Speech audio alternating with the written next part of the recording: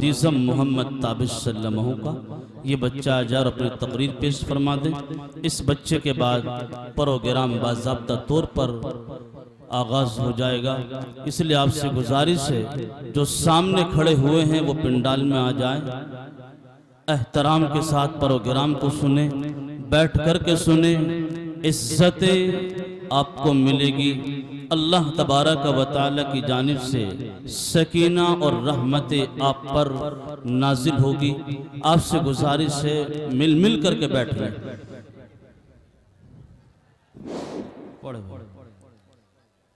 السلام علیکم ورحمۃ اللہ وبرکاتہ۔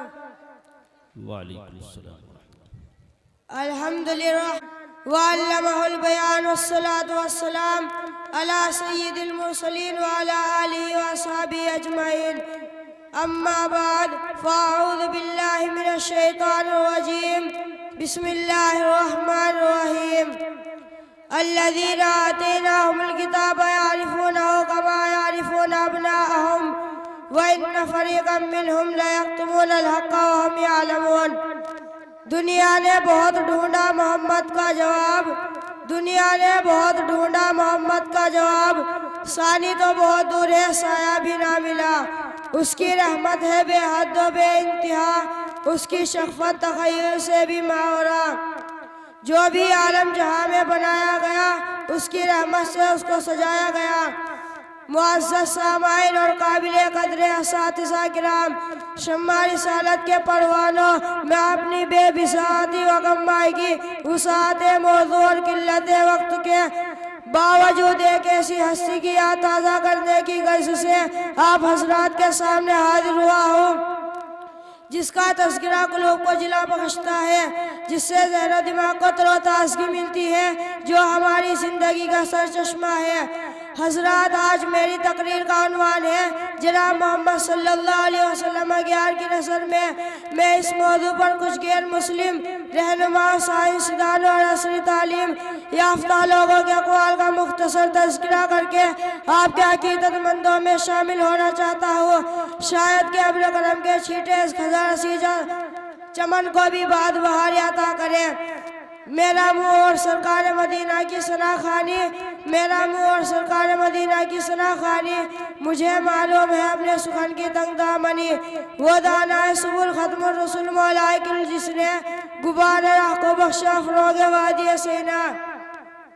محترم سامعین، جو ہستی ہمارا موضوع سخن ہے وہ چمنستان کائنات کا کوئی پھول نہیں بلکہ گلدستہ کائنات ہے۔ میں آج اس مبارک محفل میں یہ نہیں بیان کروں گا کہ آپ کی شان میں شاہ ولی اللہ محدث دہلوی رحمت اللہ علیہ نے کیا کہا، شیخ الاسلام مولانا حسین احمد مدنی رحمت اللہ علیہ نے کیا کہا، شیخ الہند مولانا محمود حسن دیوبندی نے کیا کہا، بلکہ آج تو بیان کیا جائے گا کہ ہندوؤں نے کیا کہا، انگریز کے مشہور مورخ نے کیا کہا، مہاتما گاندھی نے کیا کہا، بابا ہرنان داس نے کیا کہا۔ کہاں تک شمار کرو آج بھی خود کو مہذب کہنے والی دنیا، روشن خیالی کا دعویٰ کرنے والی دنیا، اپنے آپ کو ترقی یافتہ کہنے والی دنیا، تہذیب کے نام پر بے حیا اور بے غیرت دنیا، مساوات کے نام پر نفرت پھیلانے والی دنیا اس حقیقت کا اعتراف کرنے پر مجبور ہے۔ شہنشاہ مدینہ محمد رسول اللہ صلی اللہ علیہ وسلم جیسا کامل و مکمل انسان دنیا میں کوئی پیدا نہ ہوا۔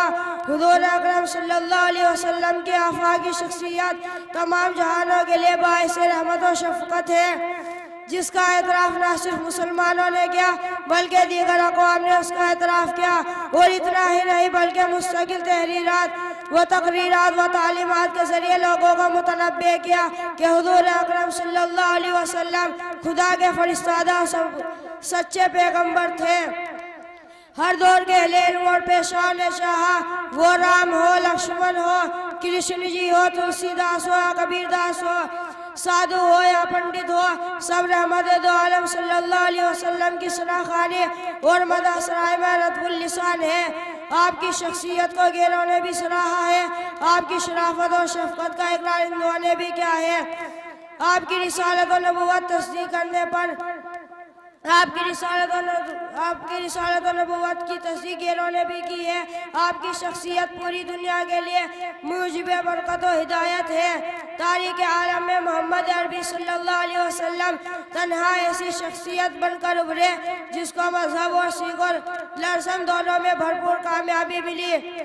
آپ کو محمد بن عبداللہ کے علاوہ کوئی ایسا بانی مذہب اور رہبر امت جن کی شخصیت اور کاملیت جامعیت پر غیروں کا اتفاق نہ ہو نہ ملے گا. اس لیے ضرورت ہے ہم رسول اللہ صلی اللہ علیہ وسلم کی سیرت کو عوام تک پہنچائیں اور انہیں یہ بتائیں میرے آقا کو غیروں نے مانا نبی، میرے آقا کو غیروں نے مانا نبی. اہل عالم کا بس فیصلہ ہے یہی، سب سے اعلیٰ و افضل ہے پیارے نبی، سب سے برتر و اکمل ہے پیارے نبی. وآخر دعوانا الحمدللہ رب العالمین. ماشاءاللہ. اس ویڈیو کو لائک کریں، کمنٹ باکس میں دعاؤں سے نوازیں، چینل کو سبسکرائب کریں، صدقہ جاریہ کی نیت سے شیئر بھی کر دیں.